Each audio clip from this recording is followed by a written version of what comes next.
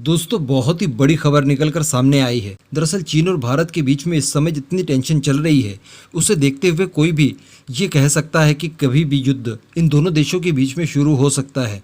जी हाँ दोस्तों, काफ़ी हद तक स्थितियाँ खराब हो चुकी है एलएसी के ऊपर। दोस्तों आपने खबर शायद सुन ली होगी कि चाइना ने एलएसी के बिल्कुल करीब एक एक्सरसाइज की है जिसमें उसके फाइटर जेट भी शामिल थे।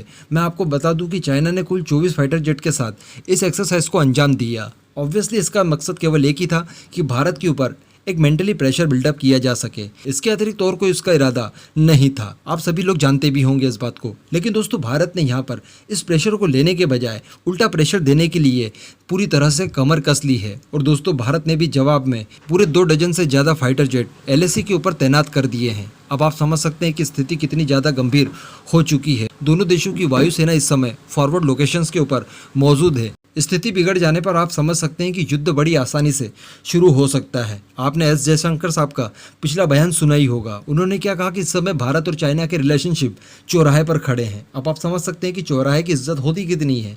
कुल मिलाकर यहाँ पर टेंशन बहुत बढ़ गई है और भारत ने भी अपना पुराना फॉर्मूला ही अपनाया है कि चीन जिस भी हथियार की डिप्लॉयमेंट इस एरिया में करता है ठीक उसी हथियार की डिप्लॉयमेंट भारत भी कर देता है। मैं आपको बता दूं दोस्तों कि यहाँ पर एक प्रश्न ये भी उठता है कि भारत ने जो फाइटर जेट यहाँ पर तैनात किए हैं उनमें से कोई एक भी फाइटर जेट राफेल नहीं है, तो ऐसा भला क्यों?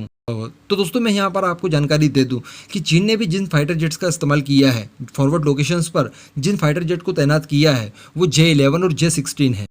अब आप समझ सकते हैं कि इतने घटिया क्वालिटी के फाइटर जेट को मारने के लिए ऑब्वियसली भारत कभी भी अपनी प्राइम टेक्नोलॉजी वाले फाइटर जेट का इस्तेमाल नहीं करेगा। आप जानते हैं कि भारत ने राफेल्स को स्ट्रेटेजिक रिजर्व के तौर पर रखा है जो कि अंबाला एयरबेस पर तैनात है।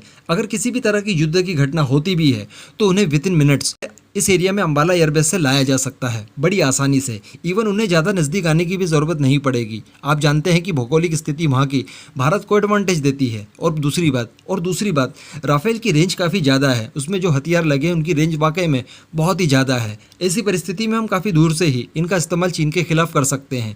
और दूसरी बात दोस्तों, अगर मान लीजिए चीन ने यहाँ पर J-20 जैसी प्राइम टेक्नोलॉजी उतार दी होती तो ऑब्वियसली फिर हम भी मजबूर हो जाते राफेल्स को यहाँ पर डिप्लॉय करने के लिए।